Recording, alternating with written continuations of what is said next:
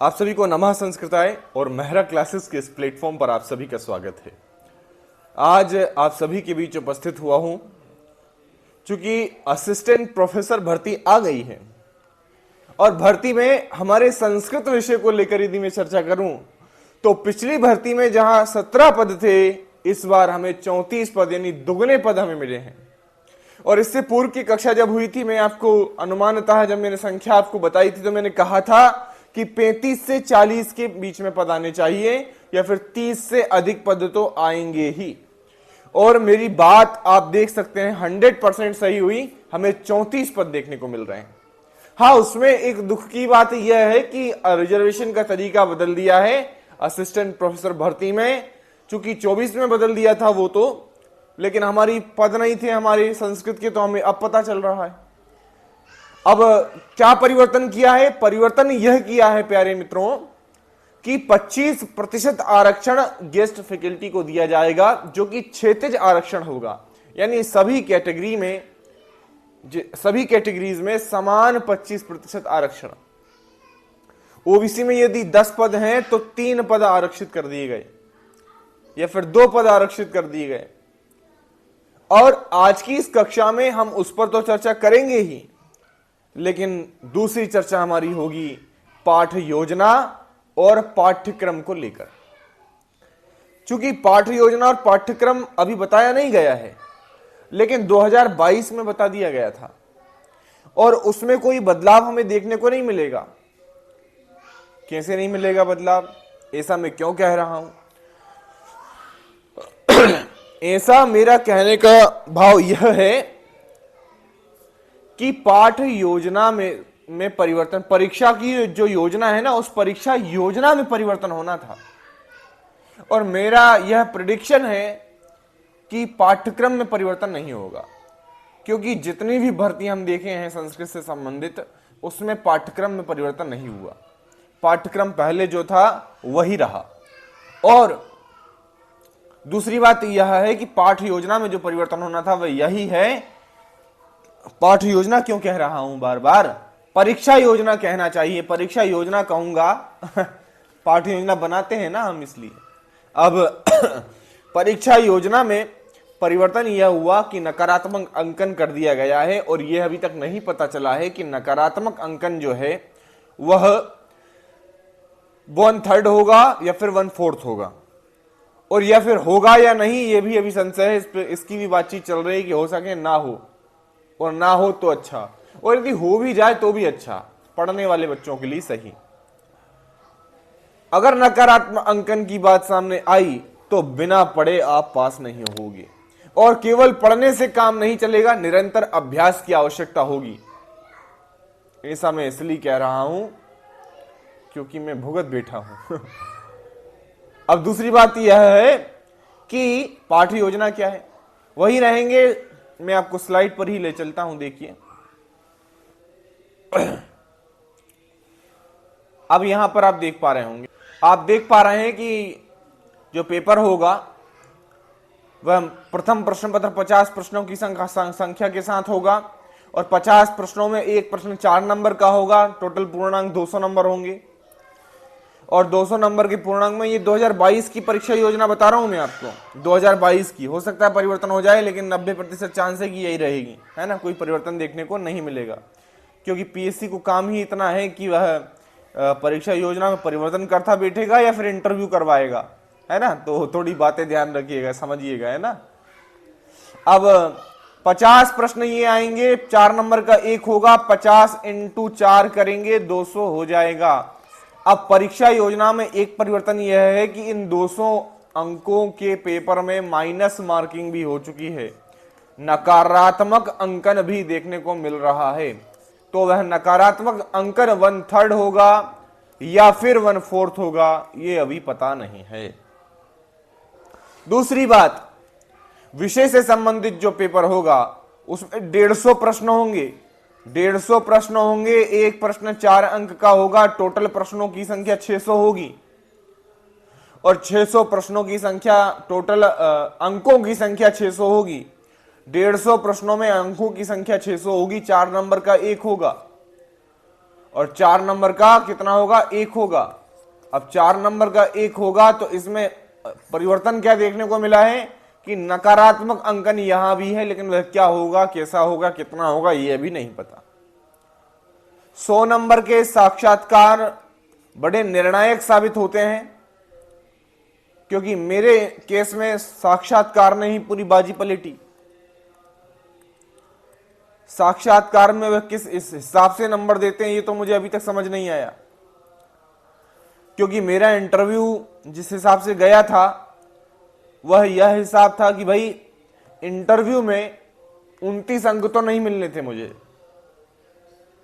मैं डिजर्व करता था कि मेरे अंक, जिस हिसाब का मेरा इंटरव्यू गया था, मैं इस बात को डिजर्व करता था कि मेरे जो अंक हों वह अंक कम से कम 45 से 50 के बीच में हो। तो 29 नंबर का तो नहीं था, मेरा अनुमान था कि मेरे 45 या फिर उससे ज्यादा आएंगे। और यदि निश्चित तौर पर मुझे यहां पर 12 से 13 अंक और मिल जाते, यानी कि 42 से ऊपर मेरे अंक आ जाते तो मेरा चयन पक्का था, क्योंकि मेरे मेंस में ओबीसी कैटेगरी से मैं आता हूं, 176 नंबर बन रहे थे, और जिनका चयन हुआ है उनके मेंस में अंक कम थे मुझसे, लगभग 40 से 45 अंक का डिफरेंस था हम दोनों के अंकों में। 335 से 45 के बीच में उनके अंक होंगे, तो उन्हें, श्रीमान जी को 76 अंक के आसपास उन्हें मिले थे इंटरव्यू में, जिससे वह काफी ज्यादा अंक के साथ आगे बढ़े। उनके 605 हुए शायद, 605 नहीं 617, क्योंकि अब ये 576 में मेरे 29 जोड़ दीजिए आप, तो 605 के आसपास मेरे हो जाते हैं। और मुझे 12 अंक और चाहिए थे, यानी कि 617 पे मेरा चयन हो जाता। ये और 12 अंक का मतलब 3 क्वेश्चन, 3 इंटू 4 यदि हम करेंगे, 3 चौको 12 हो जाएगा। अगर मेरे पहले पेपर में या फिर दूसरे पेपर में 3 क्वेश्चन सही हो जाते तो मैं 12 अंक और प्राप्त कर लेता और मेरा फाइनल चयन नाम आ जाता, बेटिंग में मैं नहीं होता। तो यहां मैं आपको यह बताना चाह रहा हूं प्यारे मित्रों, प्यारे मेरे सहकर्मियों, भावी सहकर्मियों, कि पूरी प्रक्रिया में हमारे ये दोनों पेपर, जो पेपर फर्स्ट है और पेपर सेकंड है, बड़ी निर्णायक भूमिका निभाएंगे। और नकारात्मक अंकन के साथ तो और महत्वपूर्ण हो जाएगा प्रश्नों को सही तरीके से हल करना। मैं ऐसा इसलिए कह रहा हूं क्योंकि मैंने अंकों का दर्द सहा है। मैं ऐसा इसलिए कह रहा हूं क्योंकि मुझे पता है एक एक प्रश्न की कीमत। उस दिन जब रिजल्ट आया, रात में मैं बहुत रोया और इस बात को ठान लिया था कि 24 में यदि भर्ती आई तो मेरा चयन पक्का है। लेकिन नहीं आई भर्ती, नहीं आई भर्ती तो हारे नहीं, पर तैयारी को धीरे धीरे आगे बढ़ाते गए। आज इस स्तर पर हूं कि 2026 में ये दावा कर सकता हूं, या फिर इतना आत्मविश्वास तो है अपने अंदर कि चयन ले लूंगा। और इसी आत्मविश्वास के साथ आपको भी तैयारी करनी है। देखिए, यदि आप स्वयं पर ही भरोसा नहीं करेंगे तो ये दुनिया क्यों आप पर भरोसा करेगी? क्यों लोग आपके बातों को समझेंगे, सुनेंगे? इसलिए मेरा आपसे कहना है, जो भी विद्यार्थी हैं, निसंकोच होकर आप हमसे जुड़ सकते हैं और आप सफलता पाएंगे। 110 के आसपास व्यक्ति इंटरव्यू देंगे संस्कृत में, 34 पद हैं, 3 गुना और समान अंक यदि हम कर लें तो 110 से 115 व्यक्ति जो है चयनित होंगे इंटरव्यू के लिए। और मैं आपसे ये वादा करता हूं, मैं इतनी मेहनत करूंगा आपके साथ, तो स्वयं के लिए भी और आपके लिए भी, कि आप किसी भी कैटेगरी से हों, आपका नाम इंटरव्यू में होगा, यदि आप मेरे साथ उतनी मेहनत करते हैं जितनी मैं करता हूं। इस बात का मैं आपको भरोसा दिलाता हूं। इसके लिए आप ये नंबर लिख लें, मैं बीच बीच में आपको बताता रहूंगा। ये नंबर आप लिखें, सर का नंबर मैं कमेंट सेक्शन में डलवा दूंगा। यदि आप किसी भी प्रकार का आपको संशय है तो आप मेरे इस नंबर पर कॉल कर सकते हैं 9111 35 96 और 40। इस नंबर पर आप कॉल कीजिएगा। शुभ नाम मेरा कपिल योगी है। तो हम कोर्स संबंधी और आपके संपूर्ण जो भी संशय हैं इससे लेकर हम आपको बता देंगे। हम आपके सारे संशयों का निवारण करने के लिए ही यहां पर हैं और मैं आपको भरोसा दिलाता हूं। अब भरोसा तो मैंने खूब दिला दिया, अब हम आते हैं विषय पर और बात करते हैं कि हमें क्या करना चाहिए या फिर क्या पाठ्य योजना जो है रही इनकी। ये तो पाठ्य योजना में परिवर्तन जो थे मैंने आपको बता दिए, नकारात्मक अंकन और 25% का आरक्षण। अब हम बात करेंगे यहां इसकी बात करेंगे। ये जो हमारा पदों का विवरण आया है, इस पदों के विवरण में आप देख पा रहे हैं कि पदों की जो कुल संख्या है, पदों का विवरण मैं आपको दिखा देता हूं। एक सेकंड आप रुकिएगा जी।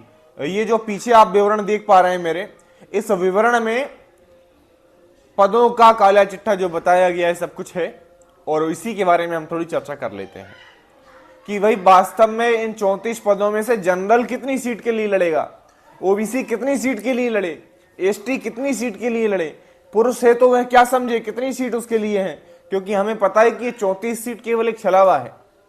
अलग अलग कैटेगरीज में अलग अलग आरक्षणों के चलते सीटों की संख्या बहुत कम हो जाती है ना। लेकिन हमें एक सीट चाहिए, इस बात को याद रखिएगा। हमें 34 या 72 सीट नहीं चाहिए, हमें हमारे चयन के लिए एक सीट चाहिए और 34 बच्चों का चयन होगा। ये बात सत्य है, अटल सत्य है। 34 में से भी 5 बच्चे ऐसे होंगे जो प्रोविजनल में चले जाएंगे, उनका चयन भी होगा, आज नहीं तो कल होगा, लेकिन चयन निश्चित ही होगा। आइए इस विवरण को देख लेते हैं। विवरण में आप देखेंगे कुल पदों की संख्या 34 है। ओबीसी के यहां पर 10 पद हैं और इन 10 पदों में से 5 पद अगर हम अलग निकाल दें 13% को लेकर, तो 5% ये अलग हो जाएंगे। देखिए 13% और 27% का झंझट यह है कि 27% कुल आरक्षण पहले था। अभी उस आरक्षण को कोर्ट आदेश कुछ ऐसा कुछ हुआ होगा जिसमें उसको 14% किए जाने की बात कही। अब बचा 27 में से 14 गया, बचा 13%। अब 13% का ये केस उलझा हुआ है कि ओबीसी वाले चाहते हैं कि ये बचा हुआ 13% आरक्षण हमें हमारा वापस मिले और जो सरकार है उसका कहना है कि यह आरक्षण खत्म करेंगे हम, है ना। ये सरकारें जो होती हैं इनके बारे में ज्यादा नहीं कहूंगा मैं, है ना। अब आरक्षण खत्म करेंगे, लेकिन सरकार का भी कुछ जो वक्तव्य आए उनमें उनका कहना यही है कि 27% आरक्षण जो है वो बहाल हो जाए, ऐसी उनकी मंशा है। लेकिन यदि उनकी ऐसी मंशा होती तो अभी तक ये बहाल हो चुका होता। तो 13% जो है ये है तो ओबीसी का, लेकिन यदि ये ओबीसी से हटता है तो इसमें जनरल कैंडिडेट्स जो हैं सभी कैटेगरीज के, है ना, सवर्णों को भी ले लें या फिर सारी कैटेगरीज यदि हम ले लें तो सवर्ण सारी कैटेगरीज के कैंडिडेट जो भी टॉप होंगे, टॉप 5, वो इन 5 पदों के लिए, जो इन ये वाले 5 पद जो हैं इनके लिए चयनित हो जाएंगे। और यदि ओबीसी के लिए ये आता है तो ओबीसी वाले कैंडिडेट इस पे चयनित होंगे।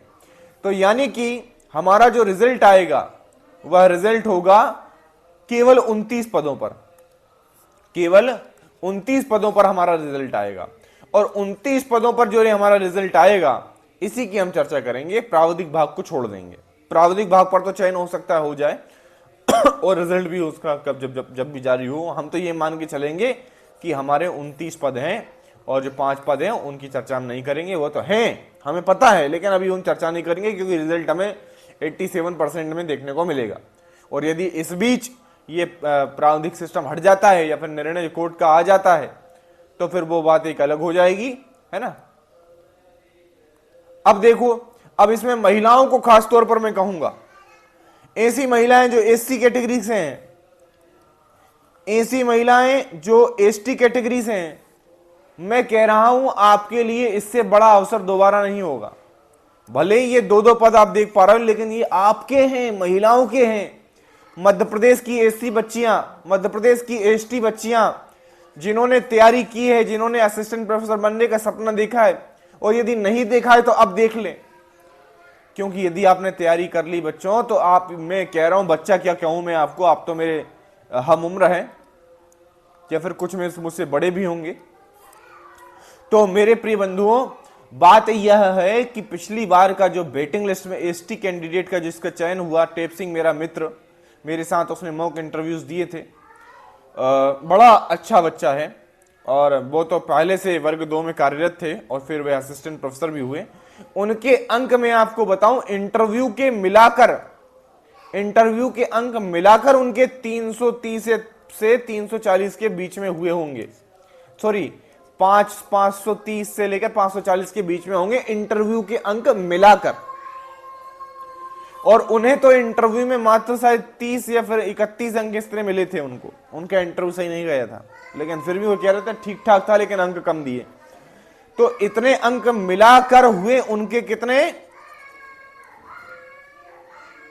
540 के आसपास मान लो, इतने अंक चयन हो गए। और जो वेटिंग लिस्ट में जो बच्ची है, वेटिंग लिस्ट में जो एसटी की कैंडिडेट थी, उसके 450 या 460 के आसपास नंबर थे।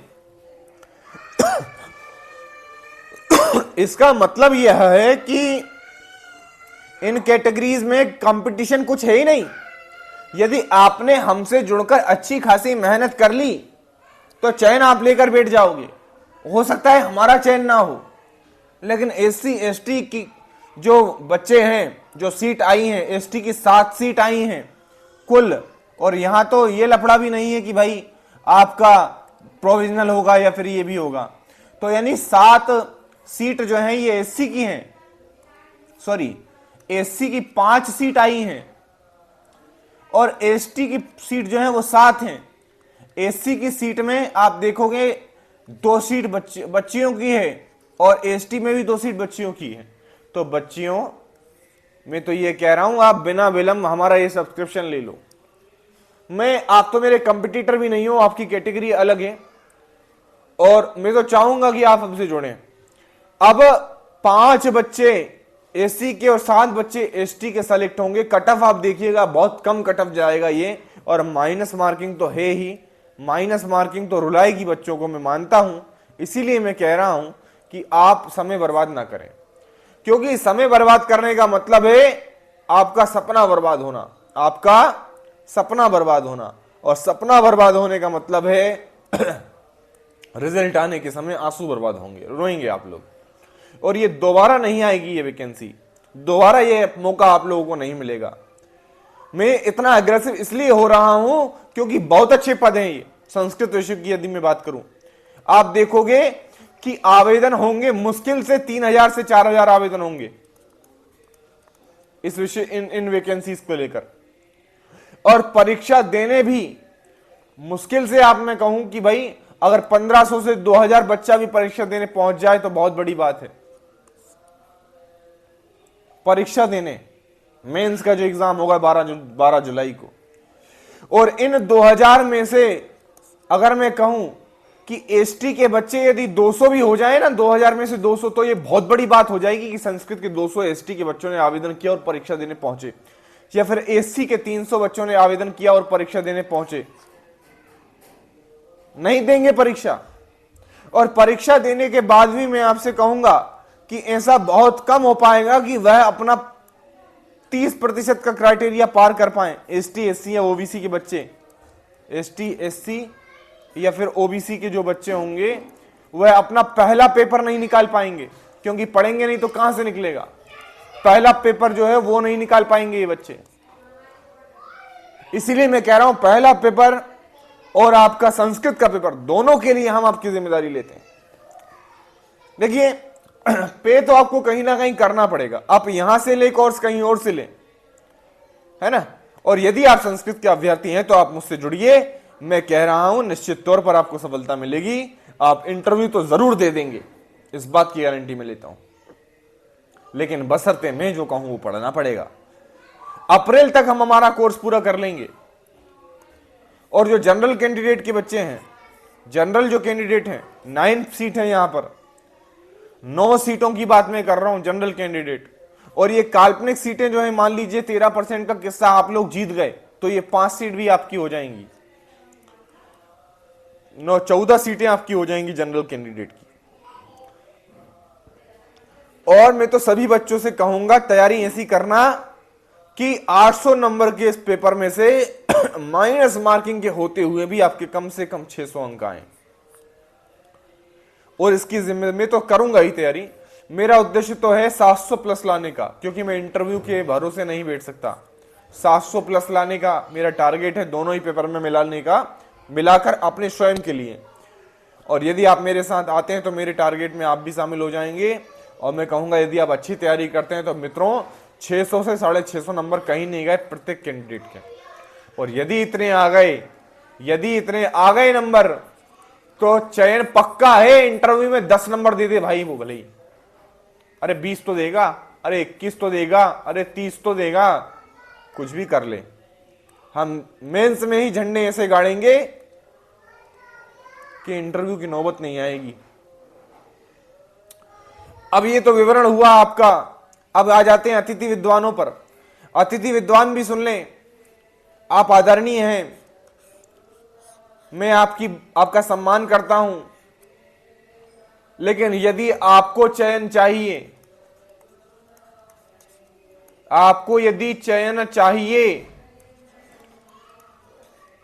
तो आपके 50,000 के जो 50,000 का जो आपका मासिक वेतन है मैक्सिमम, इसमें से यदि आप 3,000 रुपए हमें दे देंगे और उस 3,000 के बदले ये तो आपके मतलब ये मान लो कि आपका 1.5 दिन का पगार है, 2,000 रुपए प्रतिदिन आपको मिलते हैं। और यदि आप 3,000 रुपए खर्च कर लें इसमें से, तो आपको सारी क्लासेस सिलेबस के अकॉर्डिंग पॉइंट टू पॉइंट सारी क्लासेस आपको मिल जाएंगी परोसी हुई। और थाली यदि परोस के मिल जाए तो खाने में किसको बुराई है, खाने में किसको हर्ज है। मुझे पता है सरकारी कॉलेजेस का कि बच्चे पढ़ने नहीं आते हैं, आप बैठे ही रहते हो। और यदि कोर्स लेकर आप अपने इस महाविद्यालय में ही बैठकर इसको पढ़ लोगे तो आपके वारे न्यारे हो सकते हैं। और आप ये मत सोचिएगा कि 25% आरक्षण आपको मिल गया है तो आपको मजा आ गया, नहीं। चाल समझिए, चाल यह है कि ये 25% आरक्षण, मैं एक नया पेज लेता हूं, ये 25% आरक्षण जो है ना, ये 25% जो गेस्ट फैकल्टी के लिए आरक्षण आपको मिला है भाई, गेस्ट फैकल्टी के लिए जो आरक्षण है यह चयन के समय मिलेगा। ऐसा नहीं है कि 34 पदों के लिए जो 3 गुना लोग बुलाए जाएंगे, यानी लगभग 4 तिया 12, 102 प्लस समान अंक जोड़ लो तो 10 ये जोड़ लो, लगभग 112 से लेकर 115 कैंडिडेट इंटरव्यू देगा। और यदि आप इनके बीच आ ही नहीं पाए, आप उतने अंक ही नहीं ला पाए कि आप टॉप 115 में आ पाओ, तो फिर किस बात का ये गेस्ट फैकल्टी का आरक्षण आपको काम आएगा। अरे ये सारा आरक्षण आपके नॉन गेस्ट वाले ले जाएंगे, ये सारा आरक्षण आपके नॉन गेस्ट वाले ले जाएंगे। बात मेरी मानिएगा, 25% आरक्षण जो है, 25% जो आपका आरक्षण है, यह आरक्षण आपको तब काम आएगा जब आप इंटरव्यू दे सकें। यदि आपने इंटरव्यू दे दिया और इंटरव्यू देने के बाद जो फाइनल मेरिट बनेगी मित्रों, उसमें आपको ये 25% आरक्षण मिलेगा। और यदि मान लो कि पिछली बार की भर्ती में क्या हुआ था, आपको पकड़ाया था 20 नंबर का झुंझुना कि भाई 20 अंक हम आपको अतिरिक्त देंगे, लेकिन विभाग ने क्या किया, 4 नंबर का एक क्वेश्चन कर दिया। रे 4 नंबर का एक क्वेश्चन कर दिया। आप लोग तो ये सोच रहे थे कि 1 नंबर का एक क्वेश्चन है, 20 नंबर का फायदा होगा, सीधा 20 क्वेश्चन आगे निकल जाएंगे। लेकिन प्रशासन इतना मूर्ख नहीं है, वह आपको रेवड़ी आसानी से नहीं खाने देगा। उसने 4 नंबर का एक क्वेश्चन कर दिया, लो ले लो आरक्षण, कर लो। 5 क्वेश्चन का ही फायदा हुआ, 20 ही नंबर कर पाए और 5 क्वेश्चन का ही फायदा हुआ। अब भी उन्होंने क्या किया है, देखो आप, अभी भी उन्होंने आपको 25% आरक्षण दिया है, 25% आरक्षण दिया है। लेकिन चयन सूची जब बनेगी तब के लिए ये 25% आरक्षण है।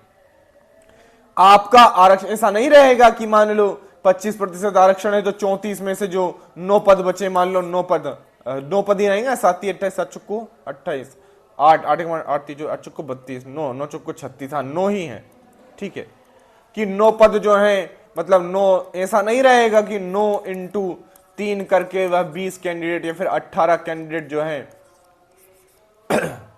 9 एकम 9 होती है 27, सॉरी 27 कैंडिडेट वह इंटरव्यू के लिए उनको बुलाएंगे जो गेस्ट हो। नहीं, ये 27 कैंडिडेट तो मैक्सिमम है, ये तो वह तब बुलाएंगे जब ये 27 टॉप 110 में आ पाए, और यदि ये 27 टॉप 110 में नहीं आ पाए तो कोई मतलब नहीं है। जो आपको आरक्षण मिला है उसमें पूरी नोटिफिकेशन में एक लाइन ये भी लिखी है कि गेस्ट फैकल्टी के ना मिलने पर, कि गेस्ट के ना मिलने पर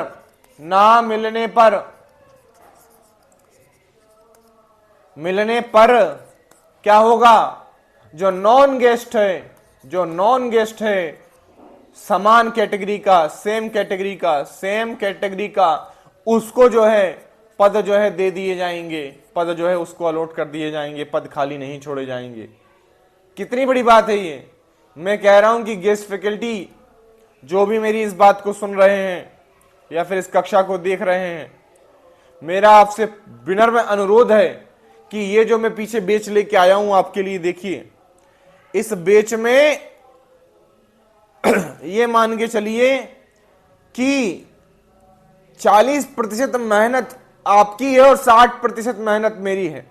मैं ना तो गेस्ट हूं और ना ही, अच्छा गेस्ट में नहीं हूं तो मेरा कंपटीशन आपसे तो है ही नहीं। जो 9 पद हैं वो तो मैंने छोड़ ही दिए भाई, मेरे काम के नहीं है वो। मेरे काम का एक पद है, या तो ओबीसी मिल जाए या फिर मेरा जनरल मिल जाए मुझे। लेकिन ये जो कोर्स मैं लेके आ रहा हूं आप लोगों के लिए 2,999 रुपए की प्राइस, आपकी 1.5 दिन की प्राइस है। कोई औकात नहीं है इसकी आपके सामने, लेकिन आपको एक मेंटोर मिलेगा। हम कोशिश करेंगे कि 1 महीने में 2 कक्षाएं गूगल मीट पर लें और जो भी हमारे से एनरोल हुए हैं उनसे हम बात करें उस विषय पर कि भाई कक्षाएं आप ले रहे हैं, आपको क्या समझ आ रहा है, क्या नहीं आ रहा है, क्या आपका सजेशन है, क्या मुझे करना चाहिए, क्योंकि आपको मुझसे ज्यादा अनुभव है, मैं आपसे पढ़ा हुआ हूं, लेकिन मुझे पता है कि आपको समय नहीं मिल पाता। इसलिए मेरा कहना है कि अप्रैल तक मैं आपको ये पूरा सिलेबस कवर करके दे दूंगा, और अप्रैल के बाद मेरा कहना है कि हम 2 महीने, जो अप्रैल मई और जून, ये 60 दिन केवल हम एमसीक्यू करेंगे ताकि माइनस मार्किंग से बच सकें। 2 महीने, और 2 महीने में 2 से 3 घंटे की प्रतिदिन की आपकी एमसीक्यू की कक्षा होगी। तो 60 क्वेश्चन यदि हमने प्रतिदिन किए तो 6 चंग 36, 3,600 क्वेश्चन कर लेंगे। अरे कहां का पेपर 150 क्वेश्चन तो आएंगे। अरे हम तो इतना टारगेट लेके चल रहे हैं कि पूरे में से पूरे सही हो, लेकिन इतना आत्मविश्वास भी ठीक नहीं। मेहनत करेंगे तो होगा जरूर। उद्यमेन सिद्ध्यन्ति कार्याणि न मनोरथै नहीं सुप्तस्य सिंहस्य प्रविशन्ति मुखे मृगा। क्या आपने ये बात नहीं सुनी? उद्यम से ही कार्य सिद्ध होते हैं, मन में मनोरथ पाल लेने से नहीं कि मैं ये बन जाऊंगा, मैं वो हो जाऊंगा, मैंने ये कर लिया, मैंने वो कर लिया, ऐसा कुछ नहीं होता। उद्यमेन ही सिद्ध्यन्ति, उद्यम से ही सिद्ध होंगे। क्या? कार्याणि मनोरथानी, जो आपने आपके मनोरथ सोचे हैं बहुत सारे, वे उद्यम से ही सिद्ध होंगे। और मन की इच्छाओं से नहीं होंगे। मन के मनोरथ, मन के अंदर जो आपने मनोरथ पाल के रखे हैं, केवल मनोरथ पाल लेने से मनोरथ सिद्ध नहीं होते। सोए हुए शेर के मुंह में हिरण स्वयं नहीं घुसता, उसे शिकार करना होता है। आप ये बात जानते हैं।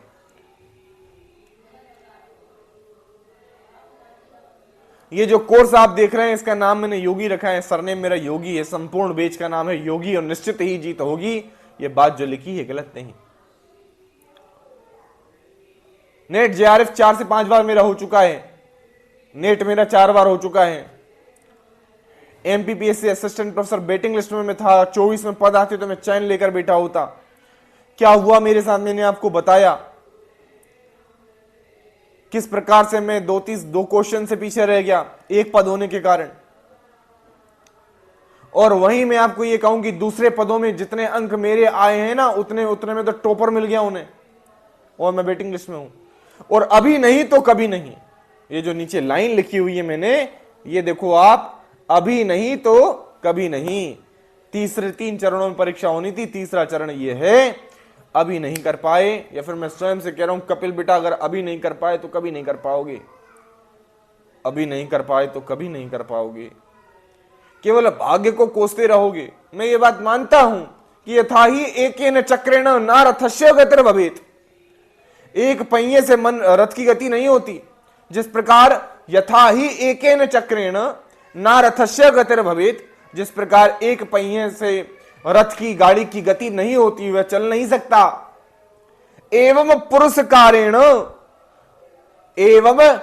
कारेण बिना दैवम न सिद्ध्यति, कि पुरुष के द्वारा किए हुए कार्य उसी प्रकार, जिस प्रकार एक पहिए की गाड़ी नहीं चलती, उसी प्रकार मनुष्य के द्वारा किए हुए कार्य बिना भाग्य के सिद्ध नहीं होते, बिना दैवम न सिद्ध्यति। ये बात मैं मानता हूं, लेकिन मैं यह भी मानता हूं कि यदि मैं भाग्य के भरोसे बैठा रहा तो उद्यमेन ही सिद्ध्यन्ति कार्याणि न मनोरथै कार्याणि न सिद्ध्यन्ति। मैं ये बात भी जानता हूं। अब हमें हमारे कार्य का पता है, लेकिन हमें हमारे भाग्य का नहीं पता, तो हम क्या हमारे भाग्य को बुरा मान लें? क्या इतना बुरा मान लें कि हमारा चयन नहीं होगा? अरे होगा रे पागल, होगा। क्यों नहीं होगा? तेरा नहीं होगा तो किसका होगा? तू जितना सोच रहा है वह दूसरा थोड़ी सोच रहा है। जितना मैंने अपने बारे में सोचा, जितना आप अपने बारे में सोच रहे हो, क्या दूसरा सोचेगा? अरे नहीं सोच सकता बुद्धू, नहीं सोच सकता। मेरे प्रिय बंधुओं, मैं आपको आज भी कहता हूं, पुनः कह रहा हूं, अभी नहीं तो कभी नहीं। ये जो प्राइस आपके समक्ष लिखी हुई है 2999, अरे इतने पैसे तो कहां कहां उड़ा दिए होंगे तुम लोगों ने रे। ये देखो, मैं यहां पर डाल देता हूं मेरा नंबर 91 11 35 96 और 40। 91 11 35 96 40। एक बार फिर लिख देता हूं अच्छे से, 91 11 35 96 40। ये मेरा नंबर है, इस पर आप कांटेक्ट करिएगा या फिर सर के नंबर पर कांटेक्ट कर लीजिएगा। आपको प्रक्रिया बता दी जाएगी कि किस प्रकार से कोर्स आपको एनरोल करना है। नाम मेरा कपिल योगी है, आप सेव कर सकते हैं नंबर को। और अब मैं आपको ये बताता हूं कि चलिए क्या बताना है, ये मैं आपको बता देता हूं। ये देखिए नंबर मैंने लिखा हुआ है ऊपर, आप इसको नोट डाउन कर सकते हैं, 91 11 35 96 40। आप मुझे कॉल कर सकते हैं। अगर मैं फ्री रहूंगा या फिर कक्षा ना ले रहा हूं तो फिर मैं आपका कॉल जरूर अटेंड करूंगा या फिर आपको कॉल बैक करूंगा। और दूसरी कोचिंग्स के मुकाबले इस कोचिंग में आपको यही फायदा है, या फिर मुझसे जुड़ने में यही फायदा है कि आप व्यक्तिगत बात कर सकते हो मुझसे, आप मेरा समय ले सकते हो, लेकिन समय बर्बाद नहीं कर सकते। और दूसरे कोचिंग्स में आपको अपॉइंटमेंट लेने पड़ेंगे। ये है, मैं तो आप ही की तरह हूं रे, आप ही की तरह हूं। अब मैं आपको लेके चलता हूं आगे। ये तो मेरे कोर्स की बात हुई। अब इस कक्षा में और मैं आपको क्या बता सकता हूं, ये रहा आपका पाठ्यक्रम। पाठ्यक्रम में ये तो प्रथम प्रश्न पत्र का है, मैं आपको सीधे लेके चलता हूं संस्कृत पर। संस्कृत का जो पाठ्यक्रम है, वैदिक साहित्य हम इसका पढ़ चुके हैं, और हम जो वैदिक साहित्य पढ़ रहे हैं वो हम नेट के हिसाब से पढ़ रहे हैं, मतलब वो इससे ज्यादा विस्तृत सिलेबस है नेट वाला। और क्योंकि मुझे ये लगा कि भाई सिलेबस जो आ रहा है वो हो सकता है बदल जाए, तो हम नेट के हिसाब से जो सिलेबस है उसके अनुसार पढ़ रहे हैं। तो ये सारी चीजें उसमें हैं और इससे ज्यादा ही चीजें हैं उसमें। यानी कि यदि मैं आपको बताऊं, वेदों का अर्थ स्वरूप पूरा पढ़ा चुका हूं मैं, वैदिक देवताओं का परिचय ये भी हो चुका है, और देवता कांड दूसरी इकाई में है तो वो हम पढ़ेंगे, इसमें मैं बताऊंगा आपको। और ऋग्वेद का विभाजन क्रम ये बता चुका हूं, संवाद सूक्त हम पूरे पढ़ चुके हैं, कक्षाएं दे दी गई हैं क्लास में। आप मेरा क्लासेस का एप्लीकेशन डाउनलोड कर सकते हैं, वहां पे आप देख सकते हैं जाकर। कोर्स एनरोल करने से पहले यदि आप मुझसे बात करना चाहें, समझना चाहें तो समझ सकते हैं। ये सूक्त हम इससे ज्यादा ही पढ़ चुके हैं जितने इसमें लगे हुए हैं। सिलेबस जारी होते ही जो जरूरी है वो कक्षाएं वहां पर रहने दी जाएंगी, बाकी डिलीट कर दी जाएंगी। हम सिलेबस के बाहर 1 इंच नहीं पढ़ेंगे, अकॉर्डिंग टू सिलेबस ही पढ़ेंगे। सामवेद का सामान्य परिचय में हम शिव संकल्प सूक्त पढ़ चुके हैं, प्रजापति सूक्त, राष्ट्राभिवर्धन और पृथ्वी सूक्त की सामान्य और जरूरी ऋचाएं हम पढ़ चुके हैं। ब्राह्मण और आरण्यक का सामान्य परिचय, विशेषता, ये सब हम पढ़ चुके हैं। अग्निहोत्र कल ही मैंने पढ़ाया है, अग्निष्टोम भी पढ़ा दिया, दर्शपूर्ण मास भी पढ़ा दिया। अब पंचमहायज्ञ सुनश्चेप आख्यान तो मैंने ये अपने यूट्यूब चैनल पर पढ़ा दिया है। आप चाहें तो मैं आपको बता सकता हूं, आप यूट्यूब पर लिखिए कपिल योगी, यूट्यूब पर लिखकर आप सर्च करेंगे तो आपको वहां मेरा चैनल मिल जाएगा। कपिल योगी नाम से आप लिखिएगा, सुनश्चेप आख्यान कपिल योगी लिख दीजिएगा। आप लिख दीजिएगा सुनश्चेप आख्यान, ये आप लिखेंगे, फिर मेरा नाम लिखिएगा कपिल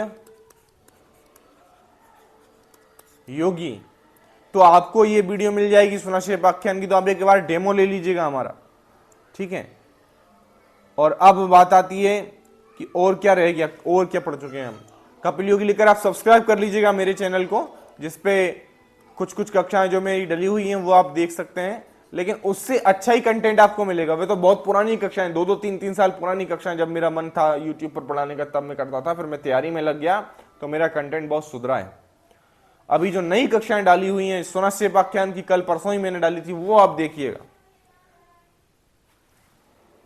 वांगमनस आख्यान ये हमें पढ़ना है, उपनिषदों की चर्चा हमें करनी है, ये हमें पढ़ना है, सब कुछ हम पढ़ेंगे और मूल किताबों से पढ़ेंगे। हम पढ़ेंगे मूल किताबों से।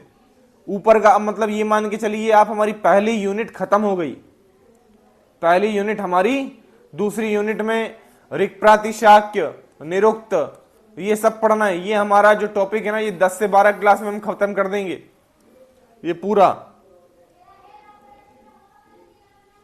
ऑथेंटिक पुस्तकों से आपको पढ़ाया जाएगा, सारी पुस्तकों की आपको पीडीएफ दी जाएंगी, जो जरूरी होगा वो आपको प्रोवाइड किया जाएगा।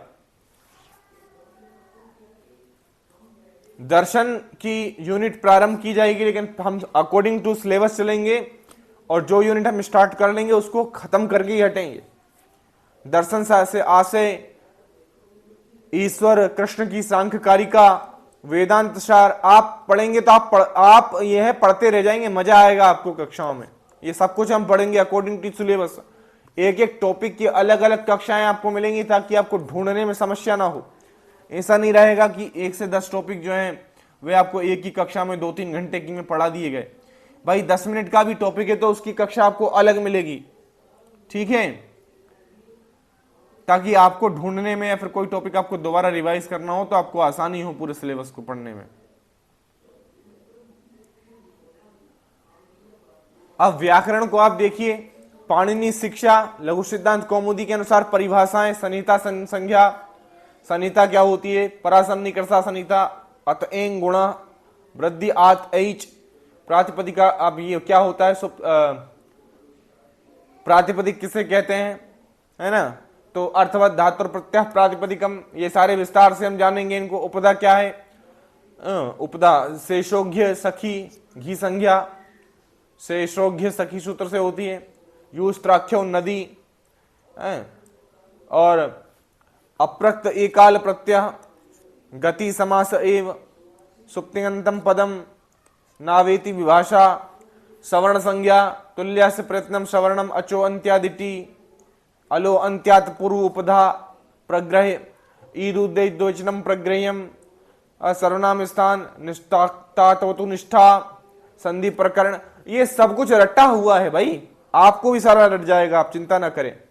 समास, कृदंत, स्त्री प्रत्यय जो भी है, कारक प्रकरण बहुत अच्छे से पढ़ेंगे। भाषा विज्ञान आप ऐसे पढ़ेंगे जीवन में कभी नहीं भूल पाएंगे। आ जाइए अब इधर, साहित्य शास्त्र की बात करें, सबसे प्रिय टॉपिक, सबसे लंबा टॉपिक, काव्य शास्त्र, काव्य लक्षण, काव्य प्रयोजन। काव्य लक्षण क्या है, तो भाई काव्य लक्षण क्या है, तद्दोषौ शब्दार्थौ सगुणावनलंकृति पुनः क्वापि। काव्य प्रयोजन क्या है, काव्य का हेतु क्या है, काव्य के भेद कितने हैं, शब्द शक्ति क्या है, रस सूत्र का विमर्श होगा, इसकी बातचीत की जाएगी, रस भेद के बारे में बताया जाएगा, सारी चीजें जो लगी हुई हैं, अनुप्रास अलंकार की बात की जाएगी, श्लेष ऐसे रटवा दिए जाएंगे कि आप भूल ना पाए। ध्वन्यालोक की चर्चा करेंगे तो बड़ा मजा आएगा इसमें हमें। काव्य मीमांसा मैंने इसको अपनी मूल पुस्तक से पढ़ा था, काव्य मीमांसा, तो वो उसी से आपको पढ़ाऊंगा। जो भी टॉपिक लगे हुए हैं हम बहुत इत्मीनान से पढ़ेंगे। नाट्य शास्त्र और रूपक का परिचय यदि करना है तो इसकी चर्चा में आनंद आ जाएगा आपको। भरत मुनि, रामचंद्र, गुणचंद्र, इनका कंटेंट नहीं मिलता है कहीं बाहर, लेकिन निश्चित रहे मैं आपको सारा कंटेंट प्रोवाइड करूंगा। भरत मुनि, नाट्यशास्त्र प्रथम, द्वितीय और षष्ठ अध्याय मूल से पढ़ेंगे हम, मूल से पढ़ना है। राजशेखर के रूपक मूल से पढ़ेंगे, भले हिंदी ही क्यों ना पढ़ें लेकिन पढ़ेंगे मूल से। उत्तर रामचरितम इत्यादि का जो प्रतिपाद्य और वैशिष्ट को पढ़ना है ये पढ़ेंगे हम। 7वीं इकाई में इतिहास, पुराण, रामायण, महाभारत, पुराण इत्यादि का जो भी पुरालिपि, अभिलेख इत्यादि जो भी हैं सब कुछ पढ़ा जाएगा। अब यहां आप आ जाइए, 10 कुमार चरित्र, इनका मूल से अध्ययन किया जाएगा। ये जो विशिष्ट अध्ययन है रघुवंशम का, किरातार्जुनीयम का, शिशुपाल वधम का, नेषदी चरितम का, मूल से अध्ययन होगा, मूल से। 10 कुमार चरितम में आपको पूरी कहानियां याद करवा दूंगा, ये मान के चलिए आप। बस आप एक बार आ जाइए, आप एक बार जुड़ जाइए। निर्णय सिंधु का सामान्य परिचय आपको कहीं नहीं मिलेगा, यूट्यूब पर भी नहीं मिलेगा, ना ही किसी दूसरी कोचिंग में मिलेगा, लेकिन यहां आपको मिलेगा क्योंकि यहां पर कक्षाएं एमपी असिस्टेंट प्रोफेसर ओरिएंटेड होंगी। प्रथम 10 का अधिकार वगैरह सब कुछ में जो भी है आपको बताऊंगा। 10वीं इकाई में, अच्छा ये इकाई बड़ी महत्वपूर्ण है, ये जो इकाई है ये बड़ी महत्वपूर्ण इकाई है और इस इकाई से आपका एक भी प्रश्न गलत नहीं होगा अगर आप मुझसे पढ़ते हैं तो, क्योंकि मेरा एक भी प्रश्न गलत नहीं हुआ था इस इकाई से, इसलिए तो मैं इंटरव्यू दिया, क्योंकि ये इकाई बड़ी मैटर करी थी। ठीक है, तो ये सब कुछ है, ये आप देख पा रहे हैं।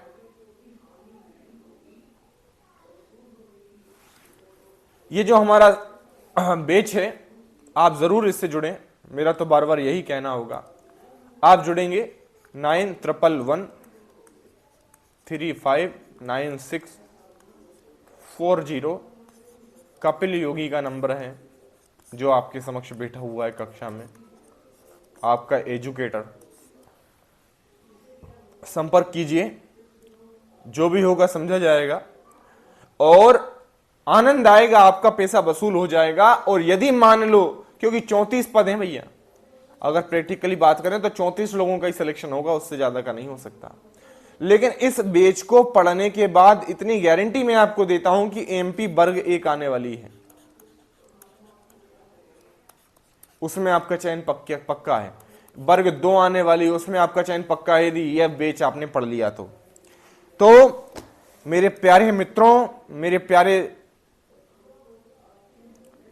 होने वाले सहकर्मियों, एक ही बात आपसे कहूंगा कि बेझिझक होकर आप इस कोर्स में एनरोल हो जाएं।